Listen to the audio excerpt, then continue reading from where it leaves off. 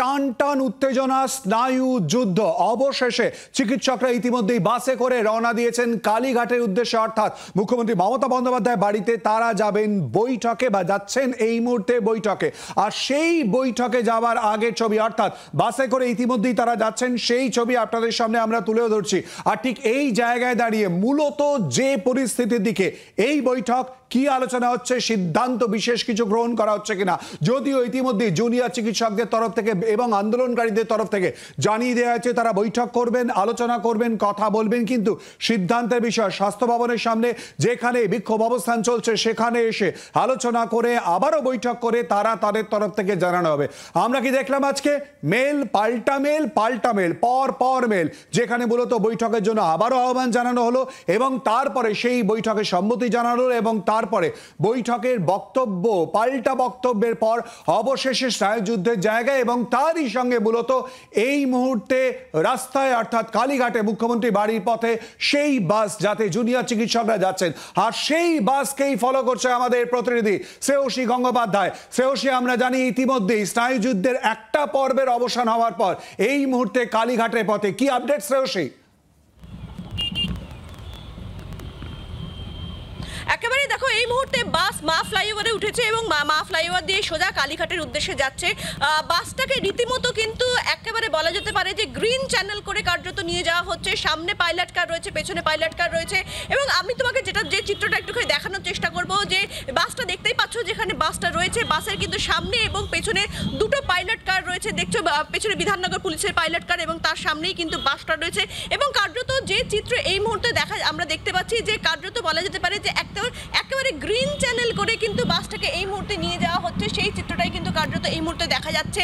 এবং এই মুহূর্তে বাসটাকে আর কি 5টার সময় যে বৈঠক শুরু হওয়ার কথা ছিল সেই বৈঠক কিন্তু সেক্ষেত্রে 5টার সময় 5টার যে নির্ধারিত টাইম সেই টাইমটা কিন্তু এই মুহূর্তে পেরিয়ে গিয়েছে এবং কার্যত তোমাকে বলবো যে এই মুহূর্তে 5টার যে টাইমটা সেই টাইমটা পেরিয়ে যাওয়ার পরে কার্যত আমরা তোমাকে বলবো যে 6টা বাজতে 5-10 মিনিট নাগাদ কিন্তু কার্যত বাসটা রওনা দিয়েছে এবং সেক্ষেত্রে আমরা দেখেছিলাম যে এর আগের দিন, অর্থাৎ কালীঘাটের যেদিন প্রথম দিন গত শনিবারের যে বৈঠকের যেটা নির্ধারিত সময় ছিল সেই দিনও কিন্তু কার্যত আমরা দেখেছিলাম যে সেক্ষেত্রে বৈঠকের জন্য নির্ধারিত টাইমের যে বেশ কিছুক্ষণ পরেই কিন্তু সেক্ষেত্রে প্রতিনিধি দল পৌঁছেছিল এবং আজকেও কিন্তু কার্যত 5টার যে সময় সেই শ্রেয়সী যেটা জানিয়ে দিচ্ছে, অর্থাৎ মা ফ্লাইওভারের ওপরে এই মুহূর্তে বাস যাচ্ছে এবং কার্যত গ্রিন করিডোর করে নিয়ে যাওয়া হচ্ছে। পাইলট কার রয়েছে এবং যাতে অতি দ্রুত তারা পৌঁছতে পারেন সেই চেষ্টাই করা হচ্ছে প্রশাসনের তরফ থেকে। অতি দ্রুত মুখ্যমন্ত্রীর বাড়িতে অর্থাৎ কালীঘাটে প্রবেশ করে যাতে এই বৈঠক শুরু হতে পারে। শ্রেয়সী গঙ্গোপাধ্যায় আমাদের প্রতিনিধি যে আপডেট দিচ্ছিল। শ্রেয়সী, একেবারে দেখো কার্যত মা ফ্লাইওভার থেকে এই মুহূর্তে কিন্তু এজেসি বোস ফ্লাইওভারের দিকে বাস এই মুহূর্তে যাচ্ছে এবং গতদিন আমরা দেখেছিলাম যে সেক্ষেত্রে নির্ধারিত যে সময়, অর্থাৎ বৈঠকের জন্য যে সময়, সেই সময় বেশ কিছুটা পরে কিন্তু কার্যত বাস পৌঁছেছিল বা প্রতিনিধিরা পৌঁছেছিলেন। আজও কিন্তু সেই পরিস্থিতি হতে চলেছে যেখানে 5টার সময় কিন্তু বৈঠকের টাইম দেওয়া হয়েছিল, কিন্তু এই মুহূর্তে ঘড়ির কাঁটায় 6টা বেজে গিয়েছে, বাস এখনো মা ফ্লাইওভারে। ফলে কার্যত, যদিও আমি তোমাকে বলবো যে এক্ষেত্রে কিন্তু বাসটাকে কিন্তু বিশেষ প্রাধান্য দিয়ে নিয়ে যাওয়া হচ্ছে। সামনে পাইলট, পেছনে পাইলট রয়েছে এবং কার্যত কোনো সিগন্যালে কিন্তু বাস দাঁড়াচ্ছে না। একেবারে বাসকে গ্রিন চ্যানেল বা গ্রিন করিডোর করে কিন্তু কার্যত নিয়ে যাওয়া হচ্ছে বাসকে, যাতে যত দ্রুত সম্ভব বাসে জুনিয়র ডাক্তাররা যারা রয়েছেন তারা যাতে দ্রুত সম্ভব তারা সেক্ষেত্রে কালীঘাটে পৌঁছতে পারেন, অর্থাৎ যে বৈঠকের জন্য তাদেরকে ডাকা হয়েছে সেই বৈঠকে তারা যোগ দিতে পারেন, সেই রকমই কিন্তু চেষ্টা করা হচ্ছে। ফলে সব মিলিয়ে এই মুহূর্তে কিন্তু বাস মা ফ্লাইওভার থেকে ক্রমশ এজেসি বোস ফ্লাইওভারের দিকে এগোচ্ছে এবং যেভাবে বাসকে নিয়ে যাওয়া হচ্ছে তাতে কিন্তু আর মিনিট দশেকের মধ্যেই কিন্তু বাস কালীঘাটে মুখ্যমন্ত্রী যে বাসভবন সেইখানে কিন্তু গিয়ে পৌঁছবে, এমনটাই কিন্তু মনে করা হচ্ছে। শ্রেয়সী, আমাদের সঙ্গে থাকার মিনিট 10 এবং তারপরেই কালীঘাটে মুখ্যমন্ত্রী মমতা বন্দ্যোপাধ্যায় বাড়ির সামনে পৌঁছে যেতে পারে এই বাস। আর কালীঘাটের ছবি, সেখানকার আপডেট, তৎপরতা সবকিছু জানবো। সঙ্গে রয়েছে আমাদের দুই প্রতিনিধি প্রবীর চক্রবর্তী এবং তারই সঙ্গে রণয়। প্রথমেই চলে যাব প্রবীরের কাছে। প্রবীর, তৎপরতার ছবি, আয়োজন কালীঘাটে মুখ্যমন্ত্রী মমতা বন্দ্যোপাধ্যায় বাড়ির সামনে ঠিক কি উঠে আসছে, কি দেখতে পাচ্ছ? দেখো শিলাদিত্য, আনুষ্ঠানিক সময় বিকাল 5টা থাকলেও চিঠি চালাচালিতে সময়টা অনেকখানি গেছে। এখন 6টা বাজে আর 10-15 মিনিটের মধ্যে, যেটা শ্রেয়সী বলছিল, 10-15 মিনিটের মধ্যে মুখ্যমন্ত্রীর বাড়ির সামনে এসে পৌঁছাবে বাস, তারপর বৈঠক শুরু হবে। ধরে নেওয়া যায় যদি 6:30টার সময় বৈঠক শুরু হবে, এবং মুখ্যমন্ত্রীর বাড়িতে কিন্তু ইতিমধ্যে তৎপরতা অনেক আগে থেকে শুরু হয়ে গেছে।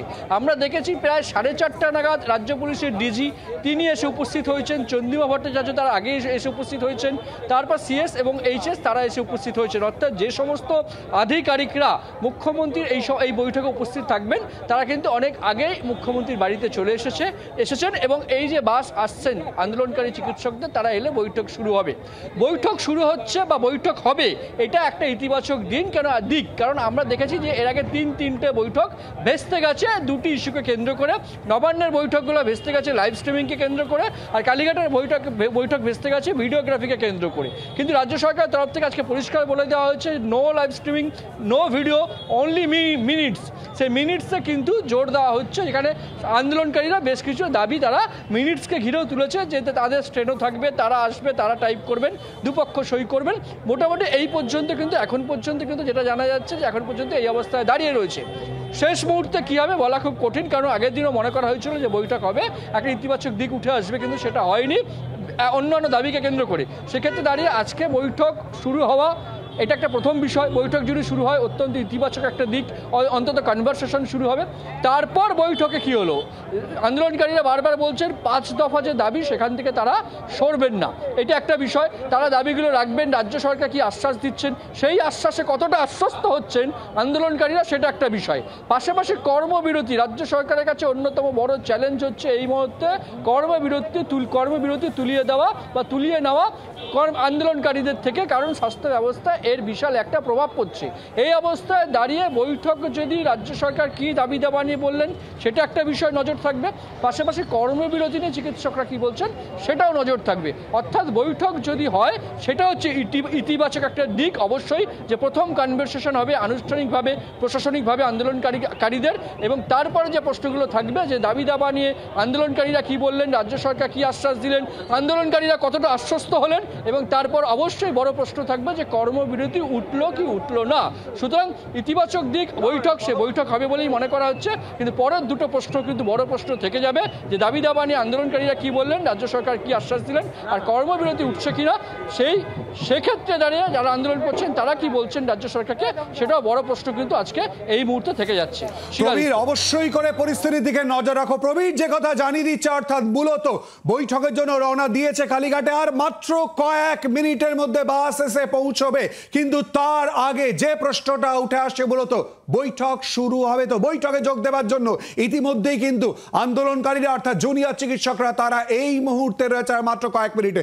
সঙ্গে রয়েছে আমাদের প্রতিনিধি রনয়ের সঙ্গে আমরা কথা বলবো, কিন্তু তার আগে আমরা শুনে নেব বৈঠকে যোগ দিতে যাওয়ার আগে জুনিয়র চিকিৎসকরা তথা আন্দোলনকারীরা তারা কি বলেছেন। আমরা পরিষ্কারভাবে জানিয়েছি যে আমরা আলোচনাতে রাজি। আলোচনাতে আমাদের দিক থেকে 2 জন মিনিট টেকার থাকবে। কার্যবিবরণী যা আলোচনা হবে সেই মিনিটস লিপিবদ্ধ হবে, এবং দুই পক্ষের তাদের দিক থেকেও যে মিনিটস থাকবে রাজ্য প্রশাসকের পক্ষ থেকে তারা সেটা নেবে। আমাদের দিক থেকে যেটা সেটা আমাদের কাছে থাকবে, এবং 2 জন প্রফেশনাল স্টেনোগ্রাফার তার জন্য আমরা নিয়ে যাচ্ছি সাথে, তারা এটা লিপিবদ্ধ করবে। লিপিবদ্ধ করার পর সবটা পুরোটা দেখে নেওয়া হবে, দেখে দুই পক্ষের সিগনেচার তাতে থাকবে, সবার সিগনেচার তাতে থাকবে। এটাই আপাতত আমরা ঠিক করেছি। তাদের পক্ষ থেকে আমাদের দিক থেকে আমাদের মেল আমরা পাঠিয়ে দিয়েছি। আমরা এবার কালীঘাটের উদ্দেশ্যে রওনা হচ্ছে। আমাদের দিক থেকে যে স্টেনোগ্রাফার থাকবে, 2 জন প্রফেশনাল স্টেনোগ্রাফার থাকবে, এইটা আমরা জানাতে চেয়েছি, এইটা আমরা জানিয়ে রেখেছি।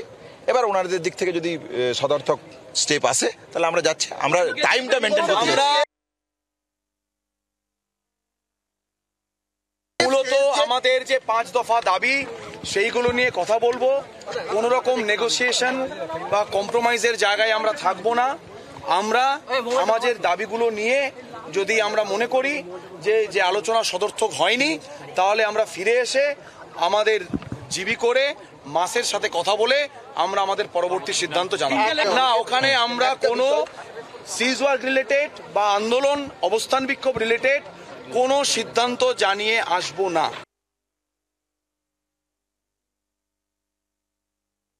আজকের আমরা সমস্ত ডব্লিউবিজিডিএফের সমস্ত প্রতিনিধিদের সঙ্গে আলোচনা করে যে জায়গায় দাঁড়িয়েছি সেটা হলো আমরা প্রথম থেকে যে দাবিটা আমাদের ছিল সেই দাবিতে কিন্তু আমরা অনড় আছি এখনো, যে আমরা লাইভ স্ট্রিমিং হলেই তবে